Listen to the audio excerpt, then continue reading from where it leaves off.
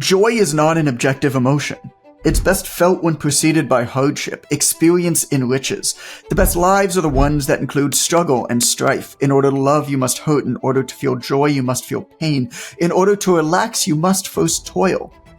This necessary juxtaposition in experience is often missing in our too easy lives.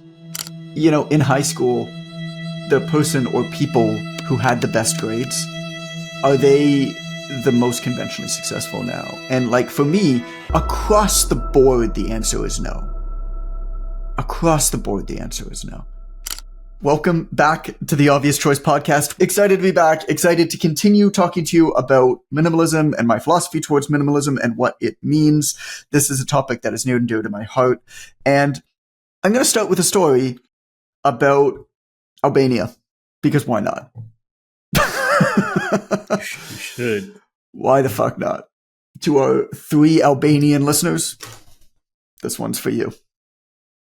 So, Allison and I celebrated our 3rd wedding anniversary by sleeping in separate single beds. After 2 days of Balkan travel, what we did is we completed this 13-mile trek across the accursed mountains in the Albanian Alps. The trek was really, really tough. We did take our time, so it wasn't that hard because we knew that we had lots of time. And then we enjoyed a coffee. Coffee, they spelt with a K, so they spell coffee Koffee.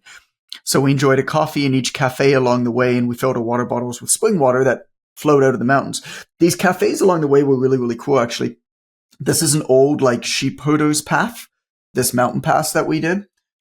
And all along the way up the mountain, there were these guys who had created these what's called cafes. And they basically figured out where the water came out of the mountain, where there was a natural stream. And they tapped it. And then they just set up benches and brought like instant coffee packets. And just sat there all day hanging out, waiting for people to hike by to have a coffee. And they made it with the spring water coming out of the thing. It was pretty cool. Anyway, at the end of it, Alice and I were pretty tired. We had achy knees. They were bleeding. And we arrived at this guest house called the Svela Guest House in the village of Teeth. I'm sure I'm pronouncing that wrong, but it was our home for the night. This was the Valbonne Pass, if you want to look up what this trek was. And we walk up and we ring the bell and some guy comes out and he goes, "Goodman, Jonathan, are you a good man?" He asked me. And I said, "Of course, my family's full of good men," I replied. Because obviously I've been asked that question again, and I have my sarcastic answer to it. And our Albanian host, you know, average height, slim, thick black beard, as to be expected, he appeared satisfied with my response and showed us upstairs to the room.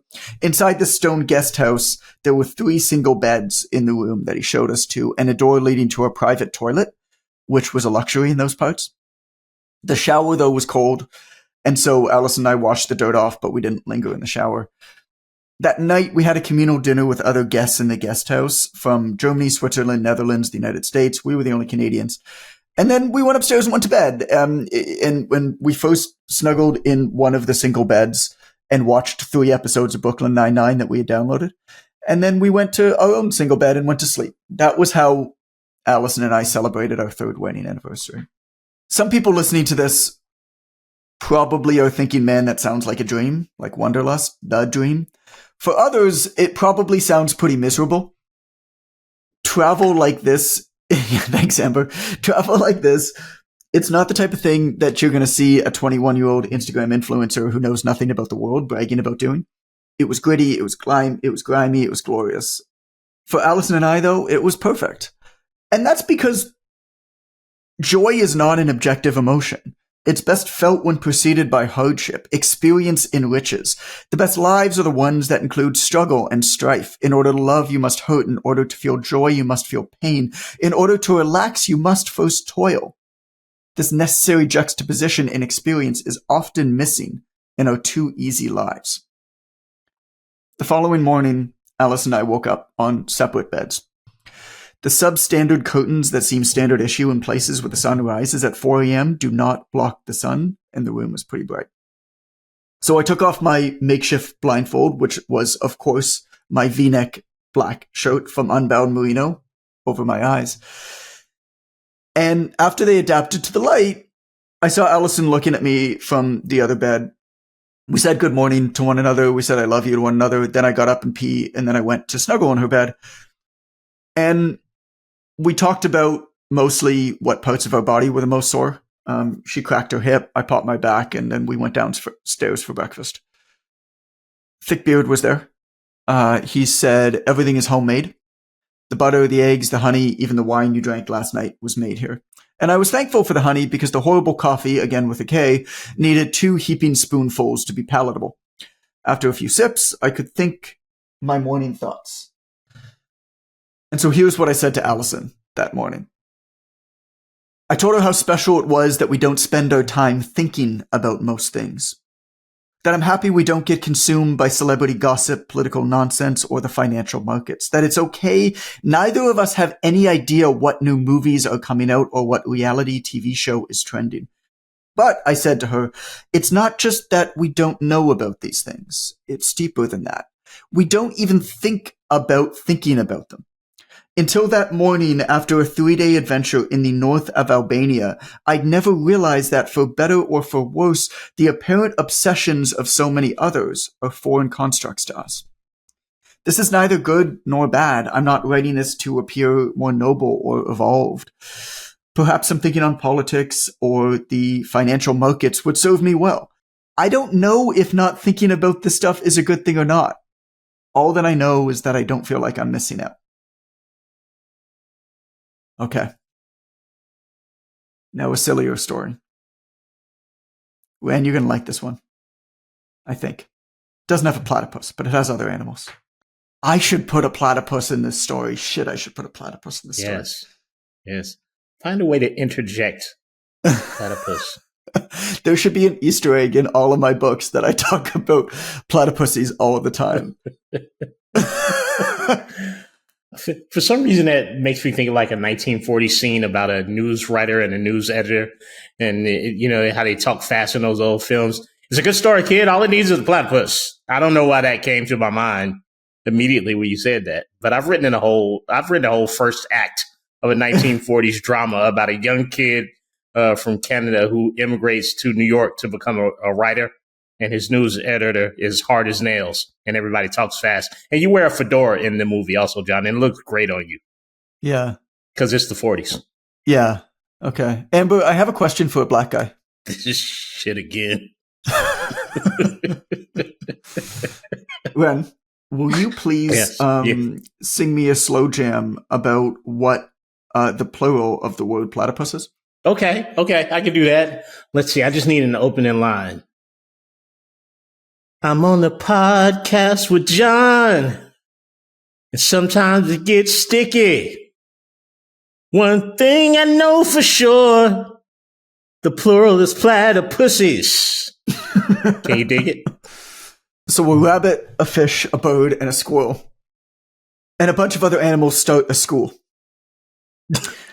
Arguments began when they sat down to write the curriculum. The rabbit wanted running to be included, fish wanted swimming, bird wanted flying, and the squirrel insisted that there was a class on advanced tree climbing techniques.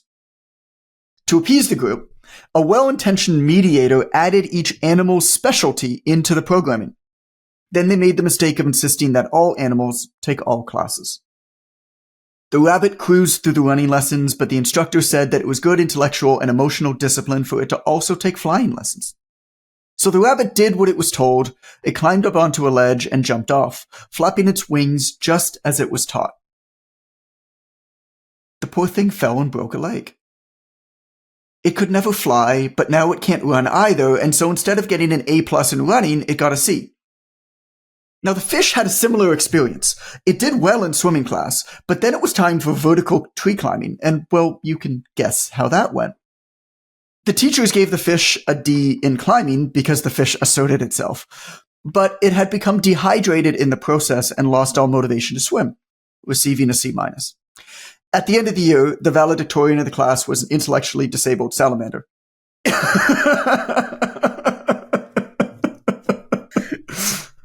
Psychopath wrote that. Did you write that? That's because I'm concerned. Amber, we can't quite feel the redness of your face. I don't know why that caught me so off guard. Yeah. Amber's gone from sun to supernova to red dwarf. She's transitioned through every stage of a celestial star. Right in front of her. You always know how I'm feeling because my face can't lie, obviously. So, oh my God, man, that's awesome. I'm just imagining a salamander. Oh my God, just sitting there gnawing on its tail. Oh my God. I mean, you need an amphibian, right? I need this as in a cartoon now, though. Well, I like Blue Shirt John better. You could pull the transcript. What's Blue Shirt? Oh, Blue Shirt John. John from yesterday. Yeah, yeah. Black Shirt John's a psychopath. Can I continue telling my story, guys? I'm sorry, John. Please go ahead. It's your world. Don't be such a platypus. Wish this was called the Goodman Show still, so I could assert my authority. If I could change that name. Assert my authority. Call it the John Goodman Show so everybody knows what's up. So English came naturally to me in high school. I got all A's in English. Math, on the other hand, was a struggle. Solid C's. In order for me to get accepted into a good university, my average needed to improve. My parents got me a math tutor. What happened next was a real-life version of an animal school. Math, a subject that I showed no natural aptitude for, became the focus. English got ignored because I was already good at it. And the strategy worked. I got into a good university. But does this make any sense? I don't think so. I should have had an English tutor. Perhaps a writing coach. You may be a genius. You may be a great writer. But you can't get into a university unless you can also figure out the cos angle of a triangle. That makes no sense. This experience taught me that the most important thing we learn at school is that the most important things can't be learned at school. Growing up, external validations in the way of grades averaged out across a wide array of opposing aptitudes is what you're judged on. But then you get into the real world and it doesn't matter if a rabbit can fly because the rabbit's hella fast, and fish don't need to climb trees. They swim. You do not need to be a well-rounded human. Well-rounded people are not valuable to society.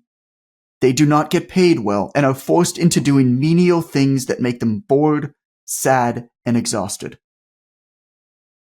You have a thing. A thing that comes natural to you. A thing that you just seem to get where you wonder why, even if it's hard, you have boundless energy for it. A thing that makes sense to you in a way that disables you from having conversations with people you know because it's so clear to you and yet foreign to them. My thing is writing. I don't know why it's writing. Writing's hard. Most nights I go to bed and hate what I wrote and I feel like a failure. But then I'm excited to get up again and write the next day.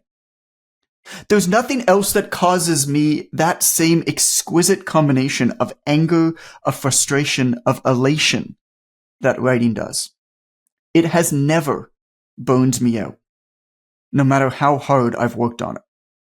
And that's how I know that writing is my thing. Once you find your thing, obsess over it. Accept the trade-off that nothing else matters as much as it does. I write every morning for 2 hours before my family wakes up. I don't like to wake up early. But early morning is when my brain works best. So I wake up early. Waking up early is a constraint, like packing a small backpack, that has downstream effects on the rest of my life. Because I wake up early, I go to bed early. I abstain from alcohol because it wrecks my sleep. I rarely accept invites to social events at night or attend concerts because they end late. I'd love to see more live music. But I'm not willing to sacrifice my writing for it. In order to maximize, you must minimize. Identify the trade-offs and accept them gladly. I don't read a lot of books on writing, but I do read a lot. And everything that I read with the goal of improving my writing. I wish that I could read for pure pleasure, but I'm simply unable. Whether it's fiction or non-fiction, I'm studying. I'll give you an example. The title of the introduction of my upcoming book, The Obvious Choice, which you better have pre-ordered already on Amazon, and if you haven't, goddamn pre-order that thing right now. The title of the introduction of The Obvious Choice is Business Was Great, once. The first line of Elantris by the science fiction author, fantasy author Brandon Sanderson is, Elantris was beautiful, once. I'll steal phrases like an artist, borrowing a phrase from Austin Kleon. For example, he's the type of guy who wears a bike helmet while grocery shopping. I didn't come up with that. I don't quite know what that means, but it's great. And I'll use a version of it somewhere, probably. The primary goal of my social media is to test passages and use the feedback I get there to improve them.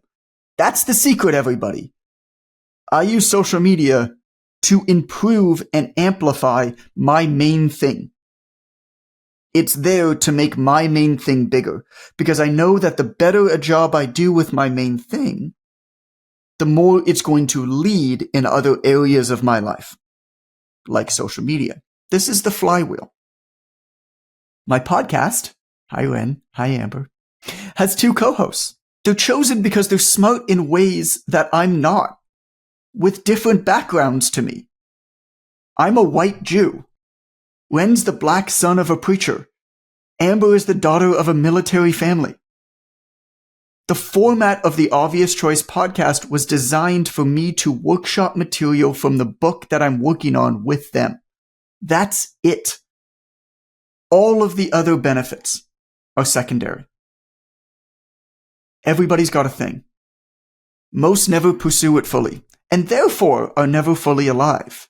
Bring up your average, you're told. Fly if you're a fast runner. Climb if you're a good swimmer. Being average isn't fun. If you follow that path, your energy will ebb and flow, feeling motivated for brief periods before burning out yet again. Burning out isn't the result of working too hard for too long, though. It happens when you work on too many things. You've got your thing. You know what it is. The more you design everything else you do to maximize it, the better. The less of all the other shit you have to do, the better.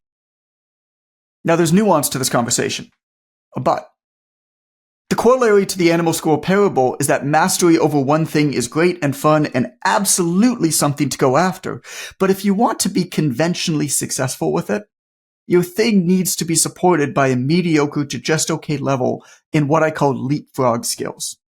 This is a concept that I discuss at length in the Obvious Choice book. The 5 biggest leapfrog skills are business writing, behavioral psychology, conversation, sales, and wealth management. Basic arithmetic undoubtedly matters.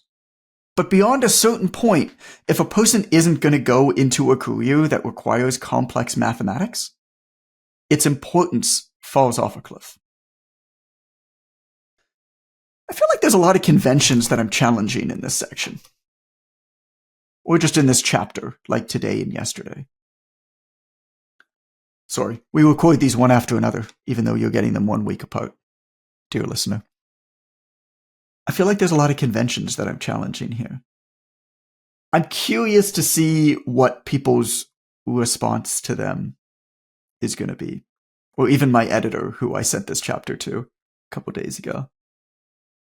Curious to see what they think. I think that there'll be a grieving process once it kind of sinks in. Because like once you kind of realize that you've been really invested in a certain way of thinking and that it hasn't worked for you, but you kind of keep doing it anyway because you assume that you've done it wrong because it hasn't worked for you because everybody says this is how you do it, that there's this grieving process that you have to go through to let all of that go. And so, because I've had to go through that with a few different things where like, man, the way I thought I could have done this if I would have known, all of those kind of thoughts. And you have to get through that big feeling before you can move on. Because it's hard to let that go. It's really hard to let that go. I haven't shared the endorsements yet for the Obvious Choice. The book had great endorsements from people who had a chance to check it out really early. And one of them from, if you listen to a podcast called My First Million by somebody named Sam Parr, the end, so this isn't his whole endorsement, but the end of the endorsement says, the best books make you say, duh. This is one of them. Like they make you, and so what he's getting at there, of course, is like, they make you aware of truths that you know, but you may have been ignoring or were previously mysterious to you. There's a big difference between mysteries and secrets. A secret is a truth that is being withheld from you. A mystery is a truth that's not yet known. And there's not a lot of mysteries that exist. They might seem like mysteries, but there's not a lot of mysteries that exist with this stuff, right? We just withhold the information from ourselves, or the truths of them, I guess, from ourselves. I don't know. When you were going to say something, and then you, of course, did the polite thing and let Amber go first. I've been diving a lot recently into the into conventional systems, conventional societal systems, and how they all correlate, whether it be public educational system in the United States, how it correlates to corporate systems and prison systems, and how they're all intertwined because they effectively all teach you the same thing. The school bell telling you between which hours you are free and when you are not. The time clock at work that does the same thing, the prison bell that does the same thing, and how the educational process in America was built on feeding the corporate entities in America, not based on educating humans. So you're conditioned to be a better worker, but not to be a more intelligent or thoughtful human. To make it easier to extend corporate control to the masses for the purposes of the financial systems here, capitalistic systems. And I just think it's really interesting. I've often had the conversation that you're talking through about the animal school. The fact that if you have a brilliant mathematician in your home who is failing PE, we force kids to pick up that PE grade instead of putting them into a math and science school. Income notwithstanding, ability and access notwithstanding, but that happens a lot. Let's get focused on what you suck at, so you can be more average. Think about the people, this was a long time ago for all of us here, a really long time ago for Ren, but think about, in high school, the person or people who had the best grades. Are they the most conventionally successful now? And like for me, across the board, the answer is no. Across the board, the answer is no. And anyway, yeah, it's intellectually disabled salamanders. So I'm going to be using that from now on to explain so much. I'm an intellectually disabled salamander. I was looking up. This is where I don't use it very often, but I've started to use a little bit Perplexity, like the AI search engine. I've started to use a little bit. Right? Well, I don't know. I mean, I don't really care about any of this stuff. But I've started to use it a little bit for questions like, hey, what is the animal that is the most amphibious? Like basically like what's the most like well-rounded animal? I don't remember exactly what the question prompts were, but I kind of went deeper and that's how I got the salamander. And then it just has a ring to it. Anyway. I'm actually going to finish. I thought this might be a 3-parter, but I'm going to finish this chapter, I think, because, yeah, I think it works well to finish it. Okay, so let's continue on. There's this principle in Christianity that I like, which basically says that we never own anything. It says that all that exists is a loan from God. Everything was God's property before we arrived and will be returned to him after we die. I like this because it puts better into perspective the concept of ownership. Getting more isn't the point. Being more useful and enjoying more of what we have during our short time on this earth is the point, which in turn, of course, frees us from the burden of ownership. Tzedakah is a Hebrew word meaning righteousness. While charity is generally understood as the act of giving money, tzedakah differs in that it's an obligation to do what is right. Giving isn't just about financial gain or karma. It's about enabling us to keep doing the work that we love with people that we enjoy being around. What I found holds people back from giving is a notion of whether it's fair or not. And there's lots of ways to measure wealth. Money's one. Another is how much time and energy you're able to commit onto the thing that brings you the most joy. Your thing. I tend to think that once you get to the point of enough with money, the second is far more valuable to maximize. So again, my thing is writing. We've established this. In order to write interesting things, you also have to live an interesting life, to do stuff outside of writing so that you have stuff to write about. For me, this includes operating businesses and going on adventures. In order to focus on my writing and have time to go on adventures, I gave away about 50% of the two biggest businesses that I own, my mentorship and my software platform. I started both. I funded them. I took all of the risk, and then I gave away 40 to 50% of each to somebody else who operates them as their own business. And my business owner buddies laughed at me when I told them about this.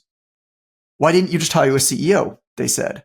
You could have sold the thing and walked away, others advised. Yo, you got hosed on that deal, one of them even said. They thought I didn't get it, and I knew that they didn't. Because whether or not something is fair in the traditional sense is only part of the conversation. My goal is to maximize my day-to-day, not money. So what if somebody else wins big and I could have possibly gotten a better deal? As long as the deal that I got was good and the deal that they got was good, that's all that should matter. Give more, get more. Giving is a paradox. You have a choice. To eat a big piece of a small pie, or to expand the pie and share it with friends. What I found is that the more pie that you share, the bigger it grows. My mentorship was doing about $300,000 in revenue a year, call it $200,000 in profit when I handed it off. Today, 3 years later, the mentorship makes about $4 million a year with about $2.6 million in profit. It's thriving because running a business like that is the thing for the person running it. Same as writing is mine. Now, handing off the software platform's newer. We can't measure the benefits of that yet. What I gave away had a real and tangible value. Both cases were a great deal for the other person. Me too. Because what I got in return went beyond money. I got more time, I got less stress, and I got more freedom to pursue writing. Maimonides, widely considered the most influential Torah scholar of the Middle Ages, described 8 ascending degrees of tzedakah. At the top, the step which brings you closest to heaven is this. The person who helps another to become self-supporting by a gift or a loan or by finding employment for the recipient. Now, this sentiment crosses borders and religions. The most important sentiments always do. In Chinese philosophy, give a man a fish and you feed him for a day, teach a man how to fish and you feed him for a lifetime. The Islamic practice of tzedakah suggests its followers guide the blind and support the weak with the strength of your arms. The giving paradox of giving more to get more is said within Judaism, Christianity, and Islam to bring you closer to heaven, God, and Allah, respectively. Isn't it ironic that the things that bring us closer to divinity and also improve our quality of life here on earth? Maybe all this talk of a greater power is just a handy way of nudging you towards being a better person for yourself and for others. Kind of like Santa Claus, but for adults. If an aspect of what you do is holding you back, give it away without care or consideration of whether it's a fair financial trade. What you'll gain goes far beyond money. And the greatest irony of all of this is that it often leads to more money, too. So I own one t-shirt. It's a V-neck. I've got 8 in black, 2 in white, 2 in blue. It's the shirt I'm wearing right now. The shirt's from Unbound Merino. I actually have a few crew necks too. It's not quite true. They're all from Unbound Merino. Now, I like the shirt, but what I want to talk about isn't about clothing choices. It's about energy preservation. Barack Obama said, "I'm trying to pare down decisions. I don't want to make decisions about what I'm eating or wearing because I have too many other decisions to make." Zuckerberg said the same thing. "I really want to clear my life to make it so that I have to make as few decisions as possible about anything except how to best serve this community." We use our energy for decision-making, focus, and creativity, but it's limited. Practicing choice minimalism and limiting as many decisions from your everyday life as possible saves your brain power for when it's needed. My goal when choosing a shirt is to be comfortable and feel like I look good. Choosing between different shirts from different companies doesn't affect my desired outcome. Stop worrying about what others think. Nobody's keeping a spreadsheet with what you wore on Tuesday. If fashion is something that you care about, then it's worth investing your time and energy into. But if you're like me and you couldn't care less, don't let it take up energy you need elsewhere. There's so many dumb things we're forced to decide between every day. Here's an example. You can buy white or brown eggs. You can decide whether you want them to be free range, organic, or regular, small, medium, or large. Not only that, you can combine your options. Maybe you'll get the brown large free range eggs, or the medium white omega-3 ones. People, we're talking about eggs. Eggs! We're drowning in options without a drop of sense. There's no reason why anybody should be forced to decide between 24 types of eggs. How did I calculate it was 24? I asked my mathematician genius brother to calculate it for me because I'm not that good at math. You can always find somebody in something that's great, where it's their thing and not yours, right? So let me ask you, are there people, things, or hobbies that you love where you wish you could invest more time and energy? And if so, what's stopping you? Is it a frenetic busyness leading to exhaustion as a result of a myriad of options? Seemingly insignificant choices become onerous over the course of the day. Too many people get drained by all the little things that they have to decide between and have nothing left for the important stuff. So here's a 3-step process for reducing decision fatigue. Step 1 is to track. For a week, write down every decision you make. This could be what coffee to order, brand of eggs to buy, shirt to wear, movie to watch, meeting to accept, or anything else. Now, fair warning, this is going to be hella annoying because you likely make 50 to 100 of these kinds of choices a day. Write everything down. Step 2 is to evaluate. After a week, group your decisions together and evaluate them based off of 2 questions. Number 1, what's my desired outcome? And number 2, can I delegate or design a system to avoid having to choose in the future? An example, with clothing, my desired outcome is to be comfortable and feel like I look good. If I find one shirt and one kind of pants that I like, I'll just wear that every day. Another example, I order lunch at work a lot. I sometimes feel like different foods, but it's always either kind of sushi, burger, shawarma, or tacos. If I take 15 minutes one time, I can set up my food ordering apps with my favorites. By saving my orders and my restaurants in advance, I won't have to decide in the moment what to include. Step 3 is to prioritize. Eventually, you'll all want to eliminate all of the small decisions, but to start, you want to focus on the ones that you make more often. Hence, what to eat, what to wear. This whole back and forth, what do you think? Oh, I don't know, honey, what do you think? Oh, whatever you prefer, babe. Oh, it's fine, babe, you choose. God, it's exhausting. I hate that shit. It's so unnecessary. I didn't have any preferences for decorations when my wife and I were planning our wedding. White, off-white, or beige napkins are not going to make a difference. You know what I want? I want to marry you. I don't care about the colors of the napkins. She was the same. And she knew that I didn't have preferences. But sometimes, though, she needed me to make a decision. Allison had already done the thinking or was exhausted from doing so much thinking and needed me to say yes or no or choose between options. So here's the rule that we designed. She can make any decision about decorations without consulting me. If she wanted help or simply felt overwhelmed, she can ask me for my opinion. And my job was to make a snap judgment. She could then accept or reject my choice. I call this a tiny backpack rule. You can make your own. Here's a few more of mine.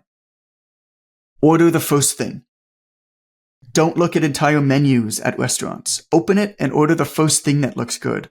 Close the menu and never think about it again. Number 2, strong opinion or pass. For outings like what movie to see, voice a preference if you have one or pass. If you pass, it is the other person's job to choose, and you must accept. Number 3, accept scratches and dents. When we bought a Tesla, I told Allison that if we buy it, we can't care about whether it gets scratched or dented. The things that you own cannot own you, especially the expensive things. Number 4, homes are sacred. Never let the thought of whether it's a good investment influence your decision on where to raise your family, to renovate, or to landscape. If your home ends up being lucrative, consider it a happy accident, but plan to make your money elsewhere. And number 5, fill a closet with gifts and cards. Stock up in advance. Buy cards from dollar stores and new toys from secondhand stores. When it's a birthday or anything like that, you'll never have to run out to a store. You can choose what fits that person best out of your gift closet. Creating your own rules is a handy way to build refreshing constraints into your day-to-day. They protect your energy, they preserve your time with loved ones, and they reduce brain fog from needless decision fatigue. I lied, guys. We're going to pause there because there's a lot left. We are going to make this a 3-part episode. Yay! Psych! Told you there's a lot here. I could write a book on this stuff, man. It's so important. It's so important. Like, when people think minimalism, they always think of like, oh, you don't own anything. It's like, nah, it's so much deeper than that. It's so much deeper than that. It's like, what's the shit that you're great at? Align everything that you're doing to that. What are all the dumb shit, myriad of decisions that's causing you to get caught up in this frenetic pace of activity that's overwhelming you and making you miserable and exhausted with brain fog at the end of the day? Like, eliminate all of them as much as possible. There's a process to it, of course. It's not going to happen overnight. And then, yeah, one of those might be clothing. One of those might be that you don't own much stuff, but not necessarily at all. It's just about maximizing. I love this shit. Man, I love this shit. Oh, it's so much fun. The truth about having it all. Episode 279. Have a listen. Episode 279. The truth about having it all. You're not gonna make up a synopsis of the episode because I so enjoy those. Right after you make some bullshit up, I go back and try to find the episode, and I'm like, nope. Oh my god! Not what this is about at all. Good luck, listener. Yep. That we'll have to add that to the obvious choice podcast bingo game. Like, yeah, absolutely. Did John make up in this? What synopsis match the actual episodes that John has suggested? None of them. It's a lesson in confidence for me because you so confidently summarize the. It's an episode about the time I went to Nicaragua and a shellfish bit my pinky toe. I think you'll enjoy it. And I'm like, nope. This is about authors. How dare you? Call this the Goodman So show rude. again, so you both have to respect my authority. Yeah, this is true, John. Yeah. I missed the popper stopper, by the way. I think it radically affected the podcast today that you didn't use it. Yeah. Okay. Well, I don't know who them people are. Fuck them people. you know they're gonna see this episode, right? Probably so. Hi. oh, man. The laser pointer on my chest right now. Guys, I've got steak. I've got leftover steak. Can I go? You guys can Fine. keep talking about Bye. this between All you. right. Episode Whatever, 279. Episode 279. Have a listen. Okay, bye.